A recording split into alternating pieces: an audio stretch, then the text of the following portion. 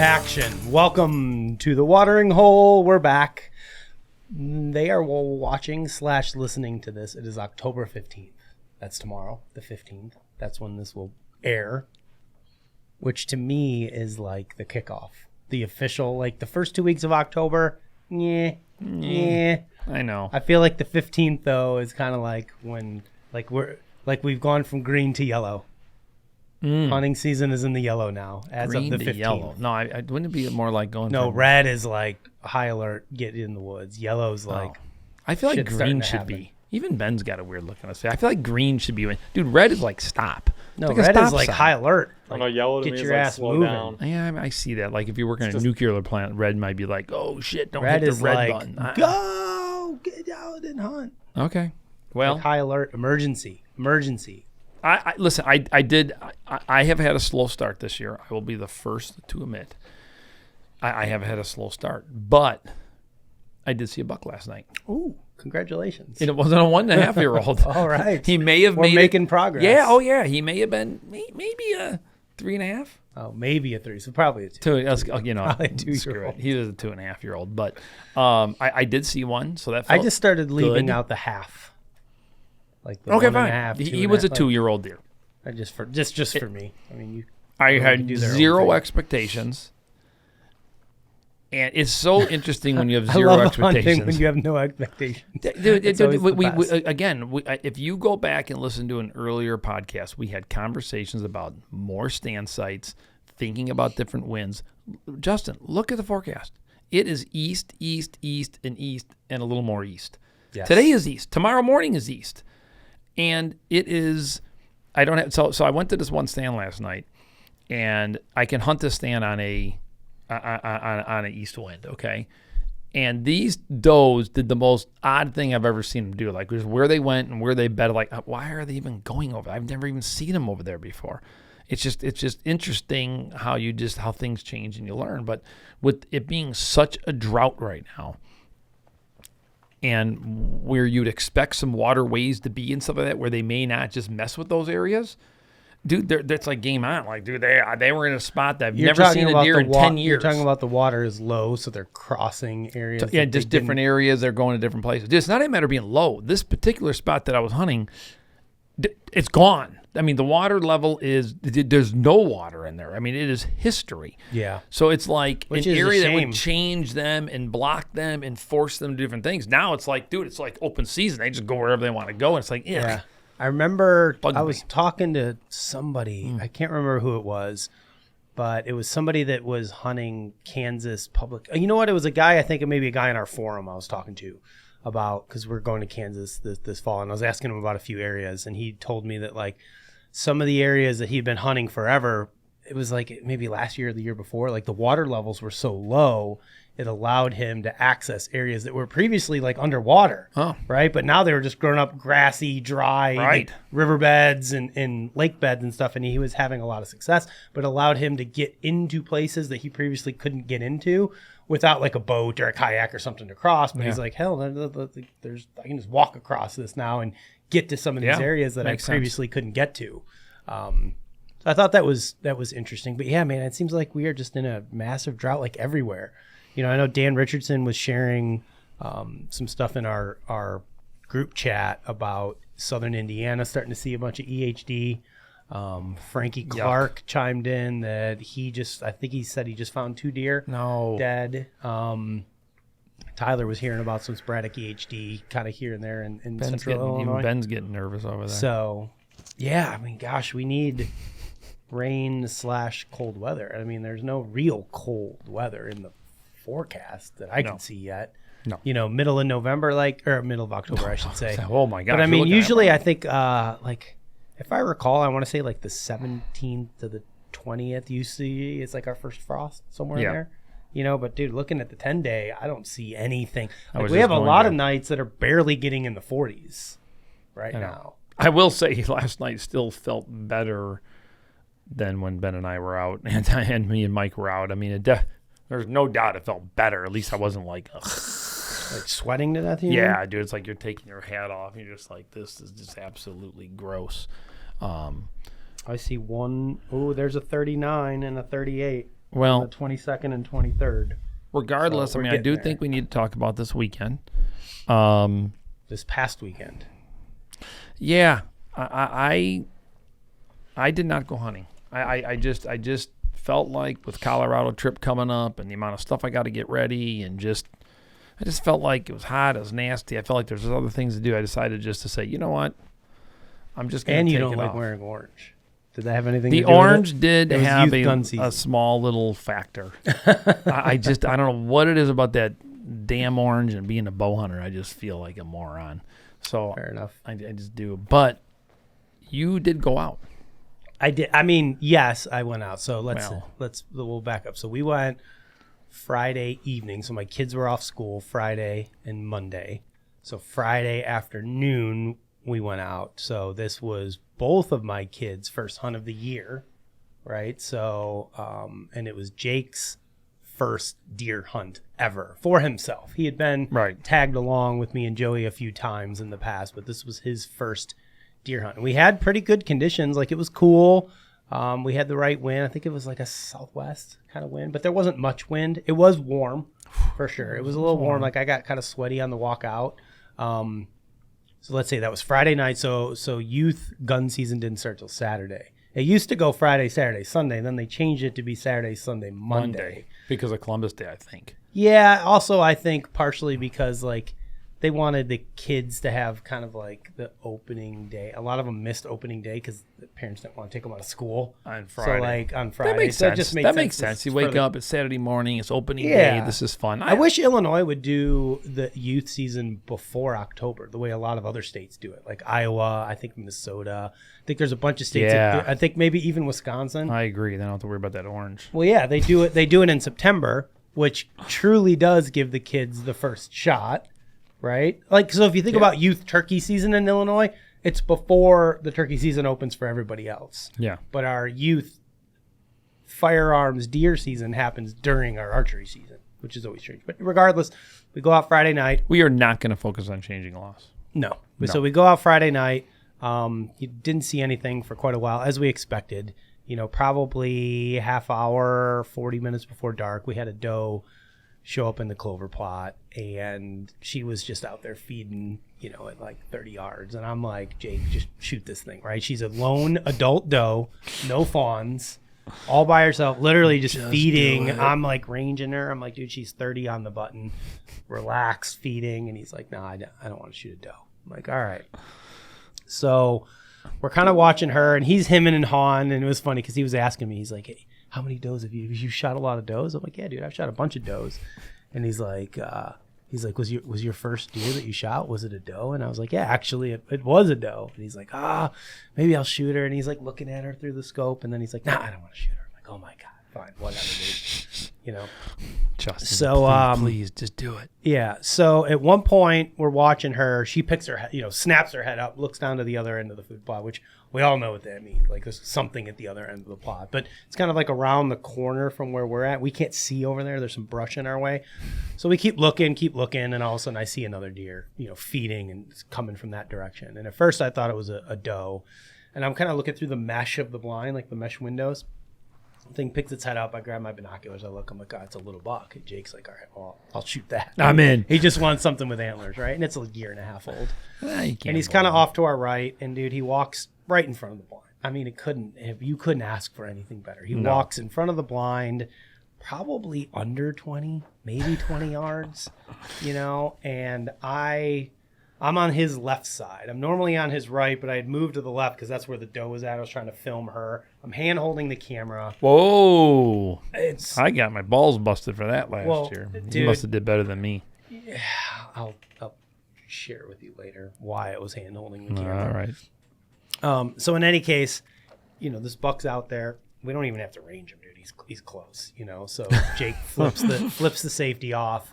And I'm filming, and when you are filming, and you hear that safety go off when you're in that situation, dude, there's just not. I mean, I remember filming that gun hunt. That was years ago, but just when you hear a safety go off, you just know, like, brace yourself. It's about for ready impact. to go down. Yeah. You have an audio cue, whereas when somebody's like bow hunting, unless they're shooting like a quick release, like, you don't know when the arrow's gonna be released. But Safety clicks off. He shoots this thing.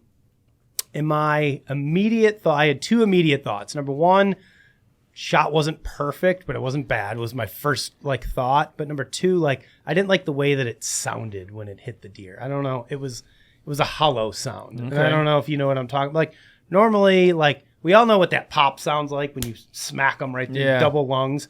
And then we know what that kind of hollow thud sounds like when you hit them like mid-body. Yeah. But I remember thinking like the shot looked good, but the sound didn't seem to match the shot. Does that make sense? It does. And I mean, I saw the shot. I saw the video. Ben, you saw the shot. Well, we're going to You have saw it in the this video. week's episode of Bowhunter. I mean, they're going to see this, and it's just like, I don't know too many people. Listen, you know me. I just always like to proceed with caution. I mean, even with Ben's buck when you called me. Like I know we all heard a crash, think we heard a crash, and it's just like, you know what? Like I told you on the phone, Ben, you know what? Do you got a buddy who wants to come and help? Yeah. Then you know what? Just go back to the truck. Just take a break. Yeah, for sure. Just take a few minutes. So he shoots his deer, and it's kind of like, let's say, straight ahead of the blind. It runs kind of to the left, right? But, dude, it's still 20, 25 yards. It's not far. And it runs, and it stops, and it's just kind of walking. And I'm thinking, like, it's starting to get dark, right? So I'm thinking, like, okay, what the hell just happened? This thing's literally standing there. I'm filming it. I could see the entry hole, and I'm like, well, it doesn't look terrible. It's maybe like, if anything, it's like 2 inches back and 2 inches low. Like if you could just move it over like 2 inches diagonally one way, you know, but I'm like, okay, it looks good, right? So I'm filming and I'm thinking in my mind, should knock another arrow. Like I should get up, I should put the damn camera away and just start cranking the crossbow. Yeah. Right? Well, what happens is he kind of trots out. Now he's maybe 40 yards, let's say. He goes out there and dude, he starts stumbling around. Like his head's rolling around, he's stumbling, he's backing up. I literally thought he was going down in the food plot. So instead of getting another arrow, I'm like, sweet, he's going down right. Like, dude, he's going down right here. This is happening. So I'm filming him, and then he's not going down. And I'm like, oh, crap. And then he's just standing there, like with his head hanging like down into the ground. And I'm like, all right, this thing's toast. Like he's going down. He's flicking his tail real fast doing that thing. Always, you know? Always a sign. So I'm like, all right. And then he kind of like trots out of the back of the food plot. And I'm like, okay, this deer isn't going far. So it got dark. We backed out. We went and got Joey. I think he saw a button buck that night. And so I'm like, well, let's go home for a couple hours. Like, I didn't like what I saw. Yeah. I was like, let me go home.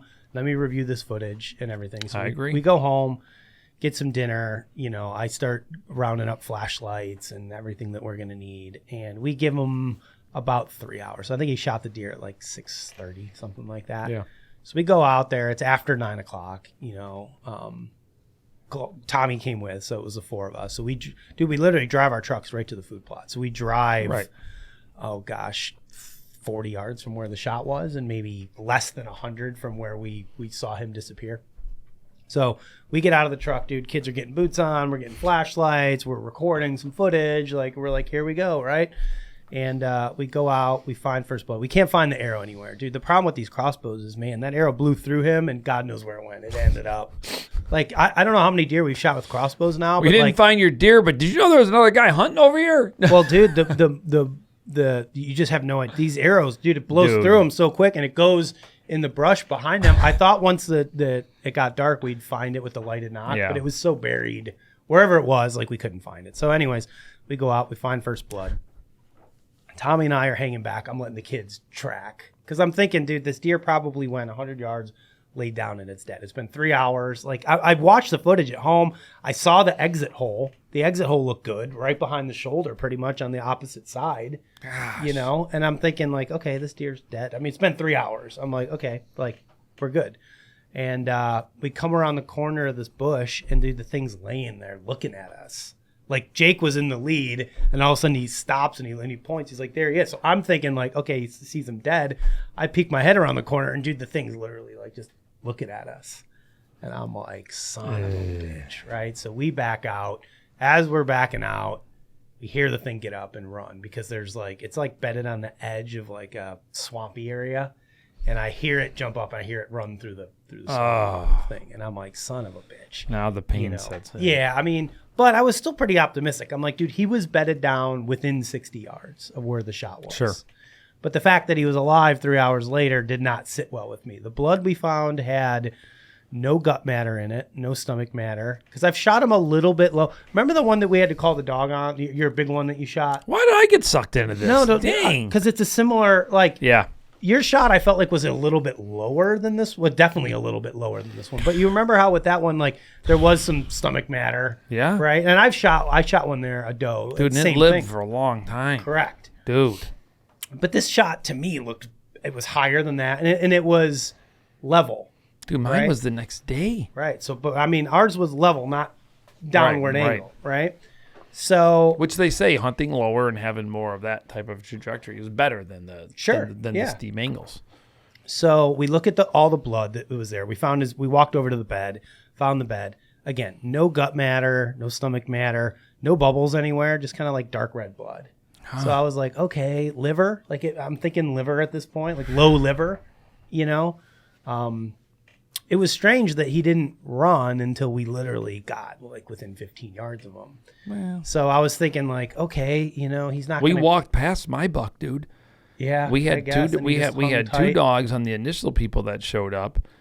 And they had two dogs, me, Kurt, the tracker guy, and the tracker guy brought a buddy, which probably didn't need him, but.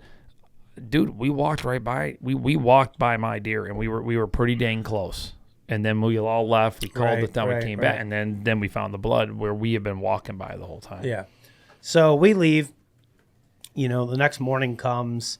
Tommy couldn't make it. Joey had football practice. So, dude, I'm on the phone trying to arrange a ride for him to practice with one of the other parents. You know, it's just like my wife's out of town, so I'm like. Oh, my goodness. It was just a debacle on Saturday morning. So we finally get out there around maybe 9 o'clock. We pick up the blood trail, and it's not great by any means. And we follow the blood trail, and then eventually Tommy shows up. We follow the blood trail maybe 200 yards, something like that, from like where we jumped him up in a fairly straight line. And he goes into this kind of like swampy, like tall grass, right, which is the worst for tracking in. You know, so we lose the blood. And at that point, I'm like, well, maybe I can try to get somebody with a dog, right? So I actually used for the first time the Tracker app, that app that I think we did like a profile on last year. So I just went into the Tracker app. It's pretty cool. I mean, if you guys want to check it out, I think it's handy. It's TRAKR, Tracker. And you go in there and you register an account, put in all your info, like your location, where the shot was, like you upload any pictures or videos. And fortunately for me, like I had a video of the shot, right? So which is great. I was able to upload it and everything. I put it in there, and you know, I didn't know what to expect, like how long it would take somebody to get back to me. So at this point, like Jake has a football game in like 3 hours.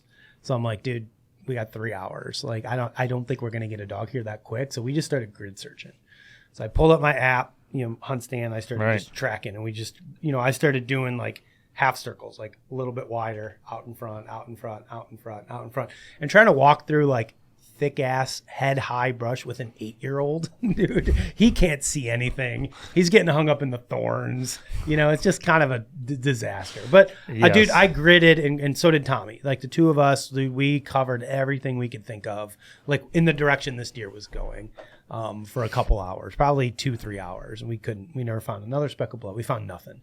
So I'm like, you know, shit, we got to leave. I got to drive all the way home, get him ready. So we go to the football game.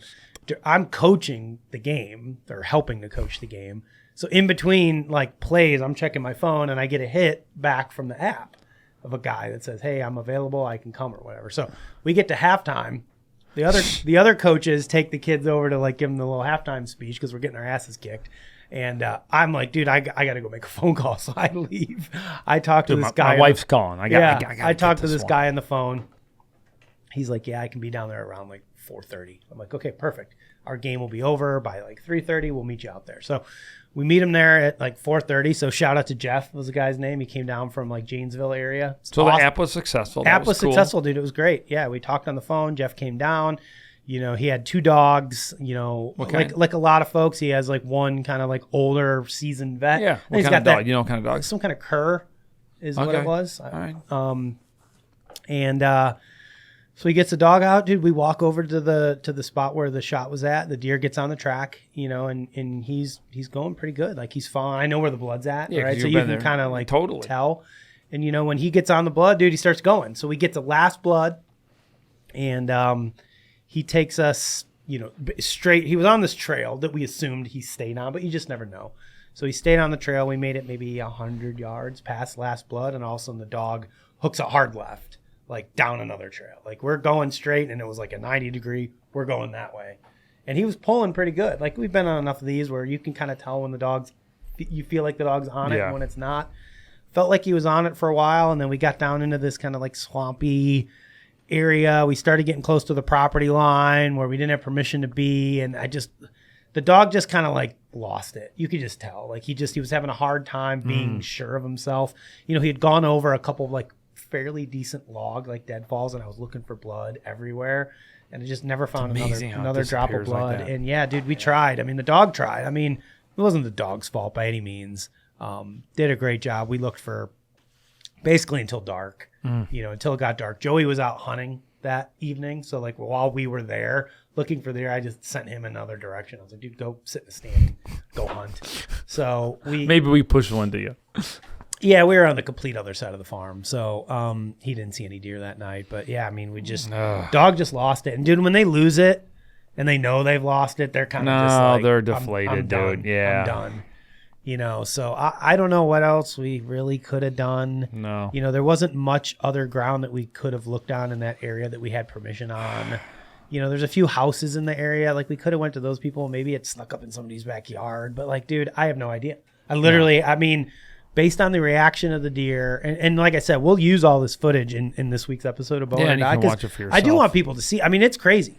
Like I've been a part of a shooting and tracking a lot of deer, and like I said, like 99% of people, you send them that footage and show them this is the entry and this is the exit, and everyone's like, okay, your deer's let's go get dead. this thing. Let's go get it. Yeah, having footage, it's crazy because it does change the dynamics of everything. And when you saw that footage, that in our little WhatsApp group, is just like, okay, this is going to be great. I'm expecting to see trophy photos and no doubt. Sure. And it's like, you keep waiting for the text. Like, and okay. Then finally, I'm like, maybe I'll just text Justin just outside of this WhatsApp group, and maybe I won't. Yeah, maybe I'll just save the. Oh gosh, darn it! I'm sorry, man. I mean, it's a bitch. It sucks because I'll say this: like hindsight is always 20/20, right? Looking back, I was unsure of whether I wanted to go look for that deer that night. Right. My initial reaction was like, let's just wait till the morning. It's going to be down in the 40s tonight.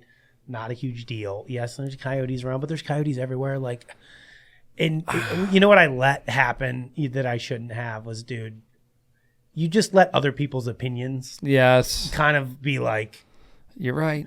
It was just peer pressure. Not in the way that like somebody was like, come on, dude, take a hit of this drug or whatever. It was just like, that deer's dead. Let's go get it. There's no need to leave it. No. And dude, deep down inside, I wanted to wait till the morning. And I should have, because that deer probably would have been dead in that bed where we found him. And the mornings are just... It's easier to track in the daylight. I mean, like everything we got about great it. Flashlights. But it's not the same. When you got your eyeballs and it's light out. I went on a track as well. I don't know, was it this weekend? No, it wasn't this weekend because I was at home. It was sometime last week. Yeah, during the week, yeah. Because I had talked to you that morning. And unfortunately, it's very similar to your story. I mean, just unfortunately no footage, but and it wasn't mine. It was somebody else that I was just giving a hand to. But same thing goes, man. It's like, how could there be this good of blood? Bam, bam, bam. Yeah, you sound like Brando. I sound like Brando last week. And then it's just gone. It's mind numbing to me how it can just disappear, and you can lose these animals. So I've never been a big, and I've said this to like all my friends. I've never been a big like blame the broadhead person. That's just not who I am. Like no, like most of the time it's not the broadhead. Before we went hunting, we're shooting those 2-blade expandables. And they shoot really well out of the crossbows, especially the faster crossbows. Like, and I think that's why I like to use them. Sure. But I'll say is like, it's the ones that like, it's not a kill zone, right? It's more like a sling blade type thing where it's like it opens, but it's kind of being held open by the force of on the little tabs. Like, it's not my favorite design. I've shot a bunch of deer with them over the years, and usually you have a pretty good entry, but I've noticed that the exits aren't always as big as I would like them to be. So, like, when I look at the footage and I see where the exit hole is, it just doesn't look very big to me. Like, gosh, I would expect it a bigger hole there. Oh, but still, dude, this is a crossbow at 20 yards. I mean, yeah, Grant, dude, if the shot was in the right spot, if it was, dude, 2 inches northwest of where it hit, like, that deer's dead in sight. You know, I was talking to the dog tracker, and, you know, he's like, basically what they say is, like, if you hit them in front of the diaphragm, so if you get in the cavity, which in my opinion, this is in the front of the diaphragm, it's in the rib cage. There's no way that it's not. Like, and that deer isn't dead in 3 hours. Is it going to die? What's going to kill it at that point? Right? Maybe I don't know. Infection down the road or something. Yeah, for sure. I mean, that's all I remember. Do you remember a couple years ago when Chad Gillespie shot that big buck and never found it? Do you happen to recall that? We never showed it on the show. Yeah. But I remember it was that almost, fence opening spot. Yeah, it was almost the exact same shot as this. Yeah. Right? Like, which looks so good. Which, dude, I was like, there's no way that deer is not dead. And they had same thing. They had a dog tracker. They tracked and never found that deer. And I don't know that he ever confirmed it was dead or alive. I think it just kind of disappeared after that.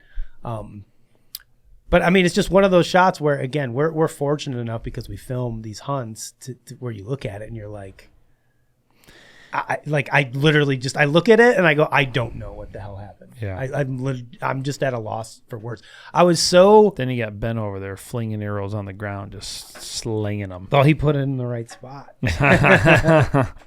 So yeah, I don't know. I'm probably more bummed than Jake was. Jake's like, that sucks, you know? Yeah. You know, but he's like, he's ready. Like, it hasn't deterred him. He wants to go hunt. Like, we were checking trail cameras this morning. He's asking me the next time he can go hunting again.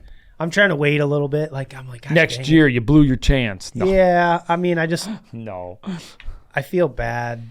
I mean, it just sucks, dude. I told him to shoot the deer behind the shoulder, right? And for him, like, yeah, we've studied anatomy enough. But with these crossbows, dude, I'm not saying you can shoot them through the shoulder. You can if you got the right setup with these crossbows. But, like, I'll never forget. I want him to shoot him straight up the leg, and he put it a little bit behind the leg, right? That was my instruction. I instructed him to do that. Regardless, dude, this has nothing to do with instructions or whatever. Dude, you know what? These deer, dude, we've done this for so many years. We've seen just year after year, just these oddities happen. Yeah. Like, it doesn't make sense. Like, sometimes it just does not make sense. Yeah. My two regrets, obviously, looking back. Number one, I should have just waited till the morning. Like, just should not have let anybody tell me otherwise. And just shoot that son of a bitch again. Just do it. Well, dude, he was out there and he started doing the head. Do it. And he was stumbling around, so I thought he was going down. I know, let it rip. But dude, I know. I'm literally, as I'm filming it, I'm thinking I should put this camera down, but I'm trying to get the footage for the stupid ass show. And I'm literally in my brain, this is all happening so quick. I'm thinking of all the guys that are going to, like, rip me if we don't find. I'm literally thinking, like, if I don't find this deer and it happens to get away or sends us on a goose chase, I'm going to be so pissed that I didn't just freaking crank another arrow into this thing. It stood out there for a minute. I had plenty of time. You know, but again, when you see those telltale signs, dude, it was doing that tail twitch. I did it with rifle hunting. He's spinning around in a circle. circle. Pulled the damn trigger, and I've done it before where I've shot a buck with my rifle, set the rifle down, and then you got your binos up there, and you're just watching, you know, what's going to happen, so you get every single detail. And I mean, it's just like we've said it before. You get a chance to fling another arrow. Let it sail. I was filming and I looked over and dude, it was close to dark, right? I had my camera on like manual, right? So like, you know, when you get to that time where like when your camera is on auto and you can't see very good and you click it, you got 10 or 15 minutes till it's dark. Well, dude, we're in a blind. It was pitch black. I couldn't see shit inside the blind. Yeah. So I'm like filming. I look down. I'm like, I can't see the crank handle. I don't know where the other arrows are at. Well, I'm like, don't beat shit. yourself up. And dude. everything's just, it seems like it's happening in like fast forward. It always does, dude. know? It's freaking nuts. So again, but those are certainly my two, like, especially just not letting the damn thing wait. And just not. I thought 3 hours was enough based on the way that he was acting. I know, but see, I learned my lesson on that 3 hour thing, dude, with that Captain Hook buck. I mean, that one there. I even think Mike Willen came out and helped on that one. I mean, you did too. I mean, all just three of us were there. and I mean, I just, it's just, man, when you just see that, you just gotta wait. Yeah, I hate the arrow going. play. My problem was I let the arrow placement that I saw with my eyes and that I saw on the camera dictate what I did. And I didn't allow the deer's reaction to dictate the deer's reaction. It should be the most important thing, regardless of where I thought that arrow went. Oh, Dude, he ran and but stood there and then walked. He was hunched up a little bit. Like everything Justin, that I saw indicated know. that like, you should probably wait. I know, but dude, I mean, I just think about all my years and the phone calls that I've received and the tracks that I've gone on, and people who don't film. It generally sounds like this: Smoked him. I smoked him. I saw him do the leg kick. Oh, I had no leg kick, which was another thing. Yeah, I'm just saying. I saw him do the leg kick. I heard him. I heard it smack him. He's dead. I mean, I don't even want to think about the number of blood trails and that story that I have heard and I have gone on. And then you throw the stupid ass in the dark. Just if you can wait and you can do the morning and you're unsure, I just still think to this day, yeah, guys, there's no doubt. I know there's going to be someone's going to comment, and the coyotes get the meat. I get it. Yeah. It's all risk. It's risk. And at some point, you just got to, I guess, choose. Believe me, one I or thought two, about but going waiting out is at the way like, to wait. I thought about going out at like midnight. I'm like, God, I'm not going to drag it. Dude, that Captain Hook buck, dude, you remember it was like 9 hours, dude. Well, we waited good. Yeah, but you got shot. I Pretty good. Gee, I've been so kind to Justin through this process. Regardless, it was more liver than guts. But no, it was because we found the two beds. But the point is, it was both. That's fine. We're not going to argue this. I found my deer. It's true. The point is, we learned. I mean, dude, we waited. I mean, Mike and you guys didn't get to like almost 3 o'clock or something. Yeah, it was that afternoon. I shot him in the morning. Yeah. I mean, dude, it was 6 to 7 hours in. Yeah. And we pushed that son of a bitch. Yeah. And when you have it happen and then you see it and you don't find them, then you learn quickly. For me, man, film or no film, I like to wait, and if I'm going to sneak in, you just tiptoe in by yourself, and you just go, do it slow, do. No, this isn't happening. I'm out of here, or the vice versa. But I will say, regardless, though, dude, these freaking crossbows are so fast. Like, when I watch this footage, dude, the deer doesn't even have time to react, and that arrow is through it. Like, it does not twitch a muscle. Like, normally you expect that drop, like when you shoot them with a regular bow. Dude, you shoot a deer, let's say inside of 30 yards with one of these crossbows, they literally do not have time to react. That arrow's through them. The only reason why I'm laughing is because I remember I had that crossbow at my house, and I had this shitty target. I'm thinking, oh, yeah. Did you shoot through it? I'm thinking, yeah, dude, no problem. This target, dude, I shot that crossbow. Man, it went through. Dude, I mean, it went. I mean, dude, I don't know how far that son of a bitch went. I mean, it was history. I mean, like, it was like, I think it got more speed after it went through the target. It got that ricochet. It was ricochet. It was like, and dude, it was just like, holy shit. Yeah, I was thinking back. I could have killed the neighbor. I think Joey killed 3 deer with his crossbow, and then Jake shot this one. And of those 4 deer, 2 of the arrows we never found. 2 of them we did find. And I remember Joey shot. People are going to be finding bolts. Dude, Joey shot a turkey a couple years ago with the crossbow, and we were up on this crest of this hill, and that arrow zipped through that thing. And dude, that arrow, I could hear it ricocheting through the trees 300 yards away. And I mean, we never found it. It's probably stuck in a tree 40 feet off the ground somewhere. But, all right. Yeah, well, they're I'm sorry, Justin. Dude, shit happens. It's a bummer for sure. But I mean, like, what do you think, Ben? Obviously, it sucks. What do you think over there, Ben? About the shop? No, just what are you thinking? I mean, you're give us a younger opinion, buddy. Would you have gone and looked? Yeah, I mean, I thought it was a really good shot. Yeah. So yeah, I'm only starting to film my stuff, but if I looked on film and I saw that, I would have probably. And you would have thought Smoke City. Yeah, I mean, when I sent the video to the dog tracker, like dog trackers don't take every track that somebody asks them to take. They want to be successful. Yeah, they get a lot of high shoulder and back strap type stuff, and a lot of times, like if it doesn't feel like they're going to recover the animal, a lot of times they're like, dude, this is just a waste of all of our time. You know, I sent him the video, and he was like, okay, let's go find this deer. Like literally, like, okay, yeah, I'll drive down for this. Like, we're gonna go find this deer. You know, and he was just as flabbergasted as I was. I was like, dude, I don't know, man. Yeah. I just wonder if, like, when you kick them up, if it is a low liver, which is the only thing I can think of, you know, how far can they go? Yeah, I don't. How far can they go? I don't know. You know, did he go 600 yards? Because, dude, it doesn't 600 matter. yards puts him on the other side of the road. Dude, yeah. I mean, it doesn't matter where you're hunting.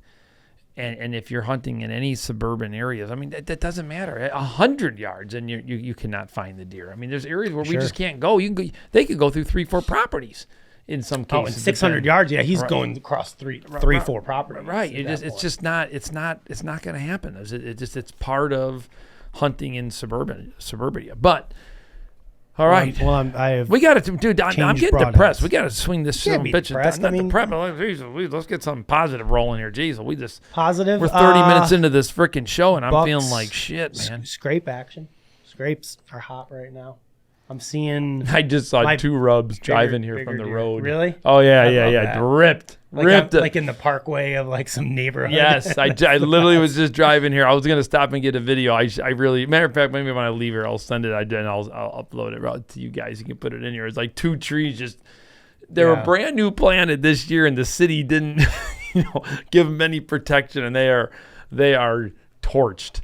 Yeah. I mean, they are ripped up for sure. That is fun to see. Like, gets you kind of excited. That's what I'm saying. Like the 15th is like it's go time. Yeah.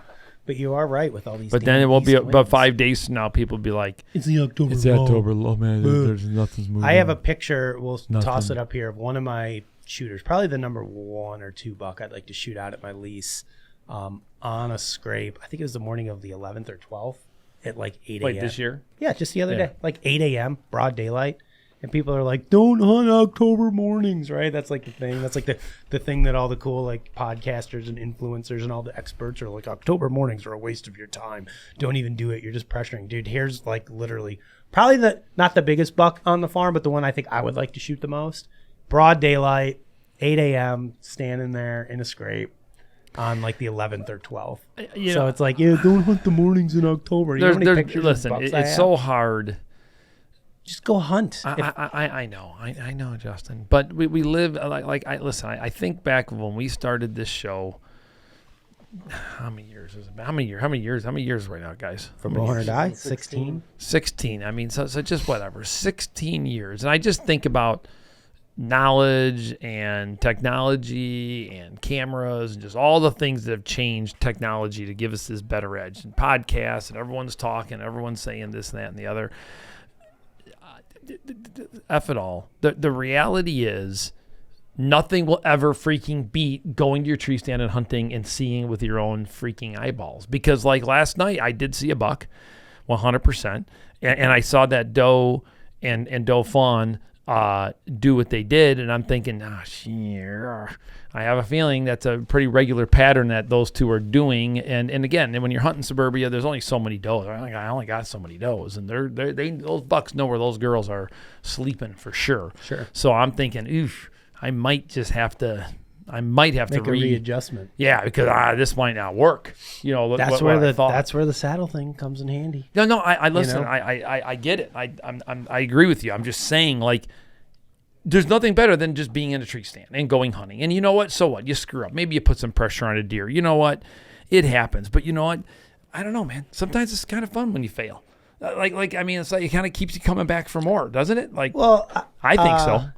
Gosh, I forgot who it was the other day. I was reading a sports article or something like that, and the idea was like you either win or you learn, right? There's no winning and losing. That. And you can kind of like relate that to hunting too. Like every time you go out hunting, like if you're not successful, like it's not a wasted or a lost hunt. No, I like that. You're learning something, especially when you can observe deer and see where they came from and went to and try to analyze why they're doing those things. It's less harsh, Justin. I'm writing this down.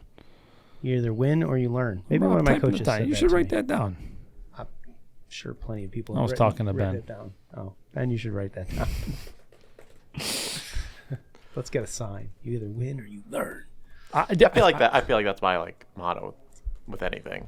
Sure. And I get frustrated. You can't just steal it now. I mean, you can't just act like you've always been doing this. No. I'm giving you a hard time. It's like anything I do with other people, and I see the way that they react to to failure or to like stress or to like difficulty, and I'm like, man, I freaking like attack it. Yeah, everybody's different. People use it as like motivation. Right, yeah. Right? Like I failed at something, I'm going to work even harder so that I don't fail next time. And some people get just give up and crushed by it. Yeah. Yeah, I think you shouldn't hunt the rest of the year, Justin, because of your past weekend. I think you should. I've only hunted twice for myself. Jeez. I'm just giving you a hard Today's time. the 14th. I've only been in a tree twice. That's because you're smart and you're taking care of your kids and you're trying to do other things, and there's a limited amount of time, and Kansas is coming, the good part's coming. So it's kind of like it's a balance. It's a balance. Yeah, it's a balance, guys. I mean, life is a balance, right? Like, I mean, let's just be realistic. We all want to go every single day. It's just a big balance. And most importantly, words from Justin: you have to enjoy the journey. You got to enjoy the journey. Sure. Well, enjoy the process. I think it was process. I think was the word you used multiple years ago. You know, it's a process. If you just went out and shot a deer every single time, dude, well, honestly, like that was part of the reason. Like, I'm not saying I was at all okay with losing a deer because it sucks. No, yeah. But I'm also part of me while we were driving home that night, thinking we were going to come back and recover the deer. I was like, well, this kind of sucks. Jake and I only got to hunt together like for 3 hours or less, and he shot a deer. And I was like, well, that kind of sucks. Like for both of us, like I'd like to bring him hunting more, but geez, how many deer am I gonna let this kid shoot? So yeah, there is a bittersweetness when it ends too soon. So I guess if there is a silver lining, which, I mean, that still sucks. Like all day Sunday, all I could think about was like going back and like keep looking. Like where else can I look? What else can I do? Dude, I saw your track though. I mean, you sent me your track on, and it's just, dude. There's a point where you just gotta throw the towel. I'm like, damn it! At this point, like it's warm enough where the meat's not going to be any good. I'm like, I don't know. And then I felt bad because I got other guys that we share the property with. So it's like I didn't want to go just trounce all over everywhere because they want to go out there and go hunting. And so I don't know. It's just the whole situation's just annoying. Right. Next time we're just slapping on a big fixed blade and shooting them right through the damn shoulder and killing them. That's the plan. All right. Well, there's the plan.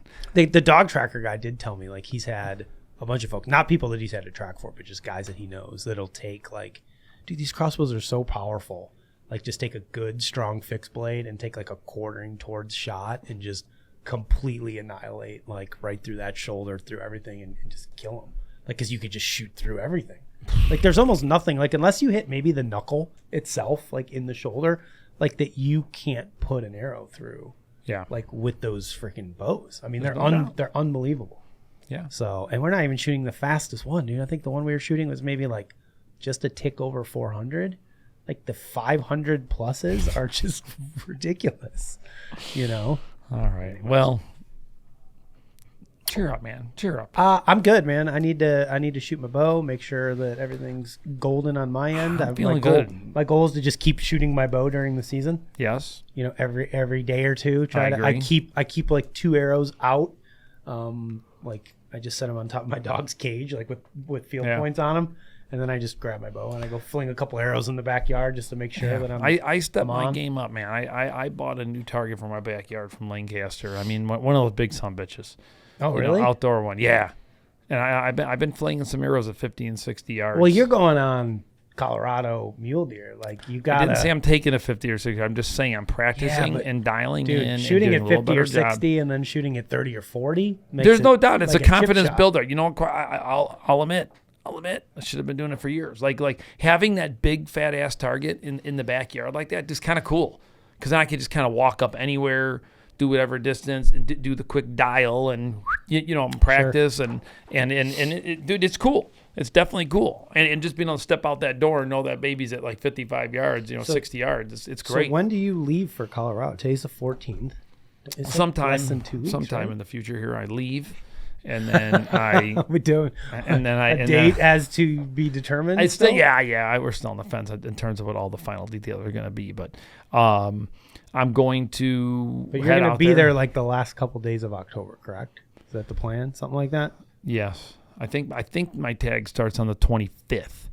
Oh, really? Yeah, which is fine. Idea Yeah, that was a 25th, thing. 26th, 27th. We're hoping to hit it hard on those days, and then going from there. That's the plan. So I assume they're like rutting like a whitetail, right? Well, that's at what I'm that time? hoping for, especially in Colorado. I mean, yes, I'm hoping that there's going to be a little bit more rutting activity. I'm hoping that there's going to be definitely more activity. I called and I talked to the guys out there. They're starting to see some, activity. So it should be fun. Listen, you know what? Is this going to be ground pound, saddle, stand, blind? Dude, we're What's bringing it what's- all. I mean, we're bringing saddles, we're bringing our tree stands, we're bringing it all because I really haven't had a chance to put feet on the ground at this place. So I want to have it all. I mean, I want to make sure we don't get there and we're like pissed off that we don't have something that we wish we had. Sure. So we're bringing it all because we don't know what we're getting into. I have a feeling this is going to come down to they're going to come off the mounds. There are going to be certain little pinches that they're going to be working their way through. Hopefully there's some pretty defined trails when they get down to some of those fields to eat, and then they work their way to the water. So that's what I'm being told. So that's what I'm kind of banking on and I'm hoping for. So I think there could be some ambush setups. We brought a ground blind. We brought, I got to grab your ghost blind. Honestly, we just want to have it all. Just have it all in the truck because this way you're not sitting there going, I wish I brought the saddle. I wish I brought a stand. I wish I would have brought more sticks. So we're really just, when Mike was in town here a couple of days ago, we went through my shop and we just grabbed everything. Yeah, we did. And We the just kind of kitchen like sink. filled up a whole bag of just, and just the truck of everything. And I'm just going to kind of load it all up and be ready to roll because it sucks when you go on a trip and you got the stuff at your house. Sure. And you're like, why did we not bring this stuff? This is stupid. So we're bringing it all. Are there like standard that you're like before you're like, are you just gonna look at it and be like, yeah, that's good enough? I'm just shooting going this for it. This is new for Or me. do they have, I'm looking forward like, to it. are the guys where No, you're they're going, totally do they tell cool. you like, hey No. man, we've got some giants out here? No. They said, just listen, like- you do you. And that's cool. Because honestly, you know what? Trips like these are hopefully going to be really fun and really memorable. And those are the ones where you get, it's like the Kansas one that you're prepping for. Sure. You know what, dude? It's about that entire total experience. Now, of course, I'm hoping it's going to be very, very similar to Matt Millard's hunt in Iowa. That's what I'm fully expecting. That's what all of us are expecting from here on out. For every out-of-state trip, we're expecting Boone and Crockett caliber. 100%. I deer mean, to again, be if you haven't in seen front that of us. hunt, you better get over there and watch that one. I think that one's clipping over 200K already. But, dude, you know what? I don't have any standards. This is going to be totally cool. This came out of the blue. Standards are nothing but limitations, Todd. I'm Just ready to remember go. that. I'm just going for it. It's going to be totally fun, totally different. Got to get some food ordered up. We got to get a plan going. Brittany, Paul Mazur's daughter, Brittany, she started cooking these meals for people. For anybody can use her, but it's freaking sweet. I'm just putting in lunch and dinner orders. She puts them in these glass containers. She gets them all ready to rock and roll, and You just heat them up. dude, it's great. I told Mike, I said, Mike, dude, we are not cooking shit. We're going to have snacks and we're going to have ready to go, microwavable, professionally chef This is prepared Todd's meals. Todd hunting trip. It's gonna funny be that you great. say that though, because I was I don't wanna deal with actually that. the other night I was starting to jot down just a couple notes for Kansas, like things I don't want to forget, either Yeah. to bring or to do or whatever. And one of the things I was jotting down was just like general like meal ideas, like stuff that I can cook ahead of time and just like vacuum seal, so then we get done hunting at night, like we can just have like, I don't know, tacos or something. Dude, when like it's go time, it's exhausting. I don't want to have to come back to the house and freaking cook dinner. No, I want to be able to crank out some emails, check on some things, make all the footage is dialed in and ready to go. And man, you're ready for bed. I'm sorry, call me a sissy, call me old, but I'm ready to hit the hay and do it all over again. Hunting all day, many days in a row, is freaking exhausting. There's no doubt. Like, and I agree. I've always been like, how is it that I go out in the woods before dark and sit in a tree stand all day and I don't move. I'm like sedentary, right? And then I get done and I'm exhausted. Right at the end of the day, like, what the hell is that? Dude, you're but on like, edge. The preparation. Well, your brain is dude, your brain's out. just on alert. Yeah. And your brain is a massive consumer of calories, interestingly enough. So like, even when you're on Instagram. Probably not on Instagram, just scrolling reels, doom scrolling reels on the IG. Is that the same thing? But if you're locked in and you're like looking for deer and calling and paying attention and like really like if your brain is truly switched on for a long period of time during the day, you're right. Like that is for sure burning calories, which is crazy. Is it more exhausting than a whole week at a trade show? I think so. Yeah. Maybe. I don't know. That's a good one. That's a good one.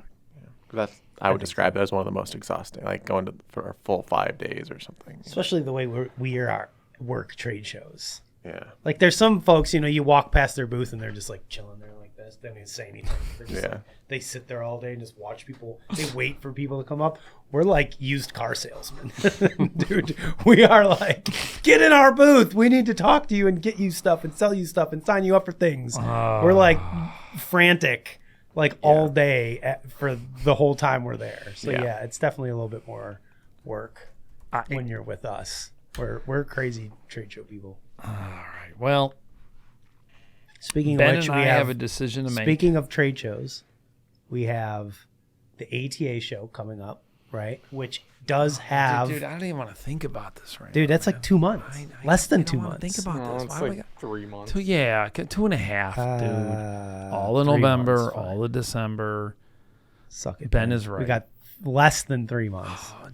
Let's say that 2.5 months. We have 2.5 months till the ATA show, which is a public show this year.